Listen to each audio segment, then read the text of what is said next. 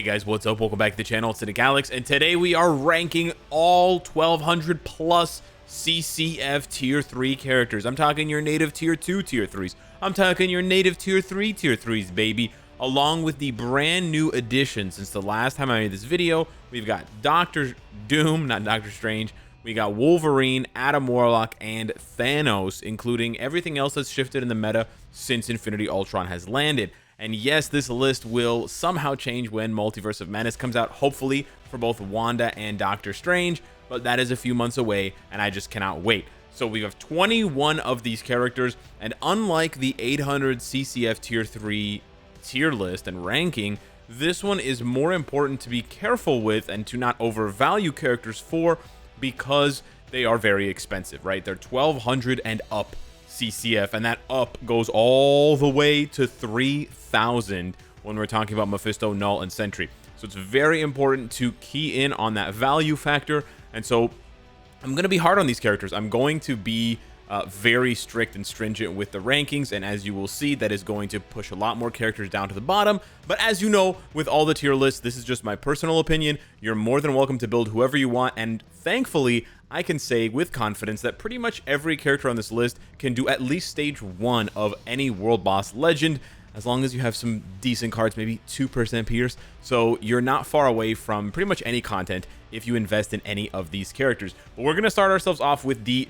D tier, the lowest tier at the bottom here, and I'm going to call this the outdated tier. I'm hiding the names for you and from you so that we can sort of keep the mystery going until the end. In a relationship, guys and girls and non-binaries, we got to keep the mystery going. So outdated basically means that at this point, these characters are not meta for any popular game mode. So I'm going to throw Apocalypse in there because his uniform is actually really old, and he was eclipsed recently, well, last December, by Kingpin. And basically ABX was his last holdout, the game mode that he was just holding on to, begging to not be taken away from. And then, yeah, the devs ripped his arms away, ripped him from the arms of the ABX gods and said, nope, in the trash you go. So maybe Apocalypse will get love sometime in the future. We don't know. But at this point, he's very outdated. So buyer beware. You're not getting a shiny new doll. You're getting a second-hand, third-hand, hand-me-down type of tier 3. And he's actually a 1600 CCF tier 3. I'm also going to throw Deadpool in there, unfortunately. And I'm also going to be throwing Doctor Strange in there, unfortunately. Now, I'd actually put Doctor Strange at the head of the table for outdated, because this is still a pretty good uniform and it's not that old, and it still has value, a ton of value, but all Doctor Strange uniforms do, for Shadowland, for timeline survival, and then for one-shotting combos in World Boss Ultimate.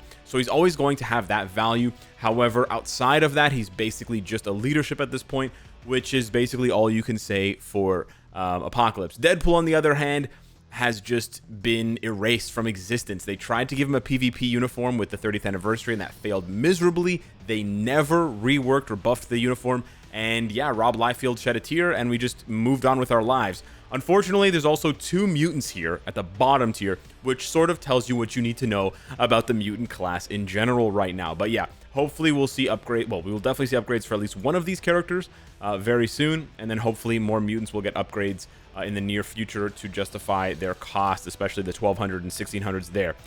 Moving on to C tier, we have something called Borderline.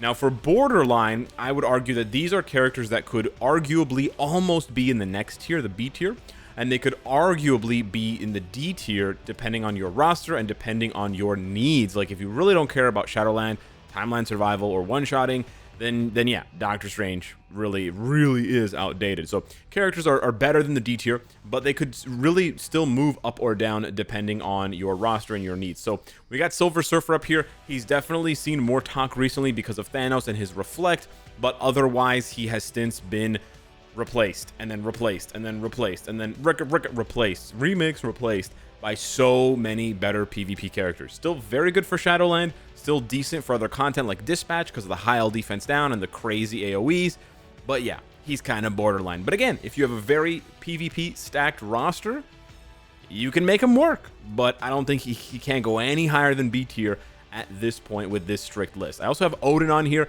I tend to overvalue Odin a little bit, but I still really like his PvE presence. He's surprisingly good against Infinity Ultron, and he's one of the few characters that can do decently well without needing a reforged CTP, which is very nice. However, unfortunately, he does not play nice with any CTPs except for Rage. Like, I tried him with an energy, and it was actually a joke. Quicksilver, I feel like, could be higher if you're very PvP focused, because he's one of the only really strong speed types that we've gotten lately, besides like Spider-Man and Makari, obviously, for PvP. But that heal and that iframe ignore are super clutch. But yeah, they're Spider-Man, so why would you pay 400 more CCF for someone that's worse? You wouldn't. So yeah, hopefully Ralph Boner claws his way out of the basement, but for now, that's where he is. Dormammu as well, and then last but not least, Jean Grey. Now, again, Jean Grey could be higher on this list. I'm going to put her behind Dormammu because he has a very unique leadership, and I know I can already hear MF Doom in the comments saying I'm undervaluing Dormammu. He's amazing for Alliance Conquest. I know, but with the extinction of Danger Room Extreme, RIP, Dormammu just doesn't have that much value because the leadership doesn't really have that many places to shine. If we get a hero, World Boss Legend or something like that, or other content, or if PvP becomes kind of different, who knows? But at this point, Hela does what Dormammu does 5 times better, and she can be a support. She doesn't have to be a lead. So, and she's way better 1 versus 1 in PvP. She has a really good artifact. Yeah, so that's kind of where he stands. And then you guys know how I feel about Jean, but honestly, she could be higher. You could argue that she's around here just because of her insane resistances and that busted 5th skill. Busted. Moving on to the B tier. Not so busted, but this one is called, this one's called Useful. These are useful characters. I use them regularly. They may not be meta for any one game mode, but they're definitely going to bring something to your roster in a meaningful way. So at the front of the list here, we've got Proxima. Very, very good support, like excellent support, and also a good leadership. That not may be enough for you to tier 3 her because it's 1200 CCF. I understand that, and you have to play her world boss, yada yada yada. But I do use her very frequently, so I want to highlight the value there that you're getting in pretty much any game mode, any PvE game mode. And she's surprisingly not bad for PvP with multiple heals and a lot of residual damage on 5 and some of her other abilities. We also have, similarly, Ebony Maw, really flexible character that I can use in PvE, and I use frequently in PvP, so he does a lot of things. He's not amazing at any one thing. He's actually surprisingly good for PvE. I had a judgment on him for the longest time, and people were like, bro, what are you doing, Ebony? Lol. But no, he can do in the early 30s against Null. Not as good against Mephisto. Probably not very good against Infinity Ultron for other reasons, but no, surprisingly good for Null. Because of all of the damage he does and all of the canceling and building up his tier 3 quite quickly. And then we actually have Null himself. I wanted to put him higher, but at this point, I'm really not using him for any content. Null has sort of the unlucky title of being very good for newer players and for players who don't have a lot of Pierce on their accounts, and then he gradually loses value as you build up. So he's sort of like your third girlfriend. It's not your first girlfriend, so you sort of know what you're doing, but you're also not at that point in your life, or boyfriend, whatever. The analogy goes either way, and for every other way that there is. But they're sort of like the third dating partner, I should say, that you have, where you sort of know what you're doing, but you know also that you're not quite done growing as a person. So you're probably going to outgrow them, or maybe they're going to outgrow you or whatever. But that's sort of how Null is. He's amazing for new players, all obviously too expensive for brand new players, but you get my point. He's amazing for new players all the way up until you get about 8 to 10% Pierce, and then you start to be like, oh no, you're kind of slowing down there, eh, bud? He also doesn't synergize very well with reforged CTPs, so that can be more difficult and more painful for people who invest in him and then want to see that really like S tier value that he really can't provide because he just doesn't play nice with those mechanics and the running around and the yada yada yada. Also, kind of falling behind in PvP, gets easily bodied by any sort of physical reflect, doesn't have enough iframes, and the AI, frankly, doesn't do a very good job of piloting him.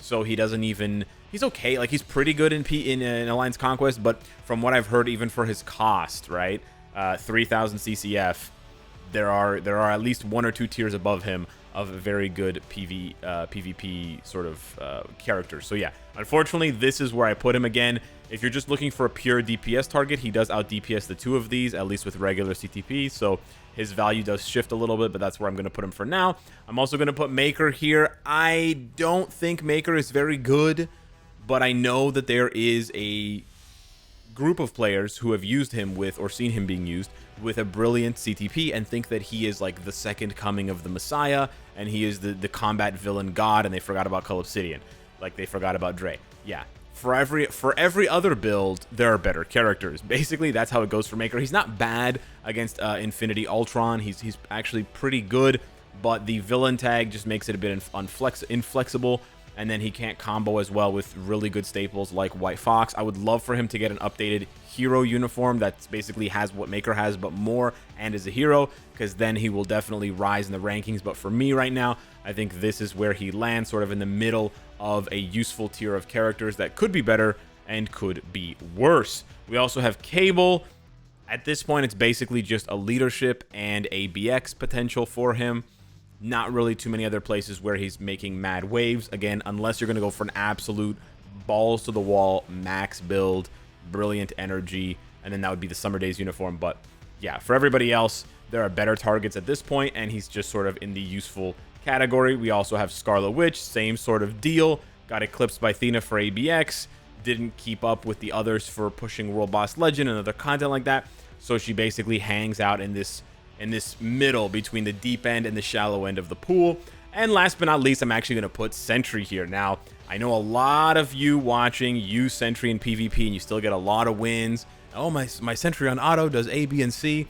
But frankly, the truth is that Sentry is not even the 5th scariest target in PvP anymore.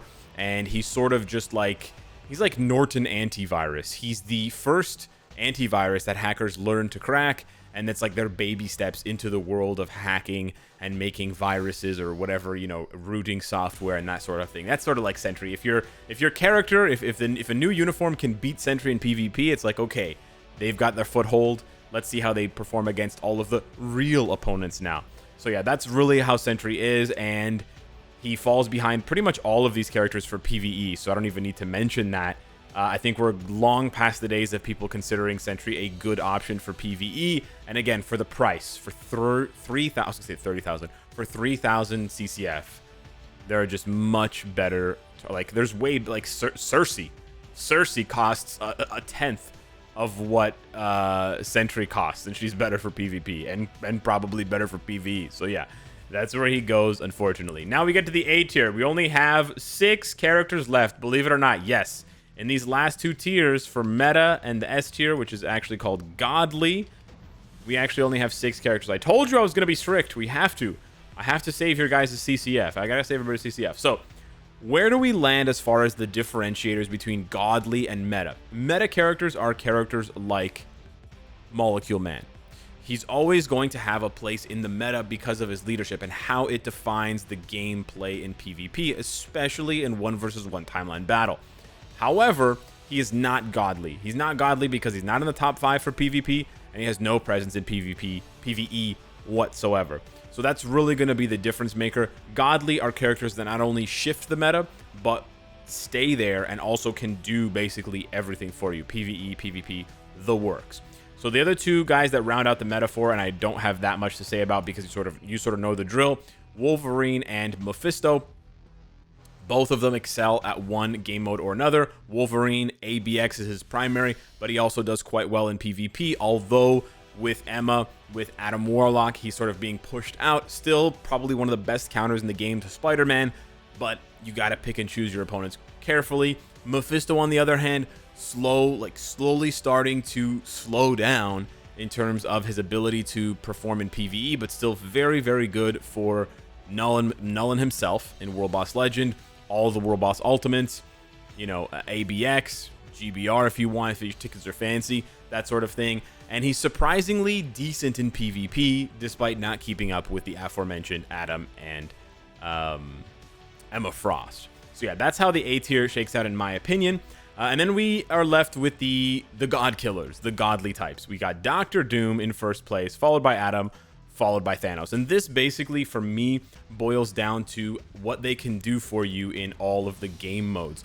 So that is why I have Adam in the middle, because I think he's sort of a combination of, like, he's a little bit worse in PvP than one of the...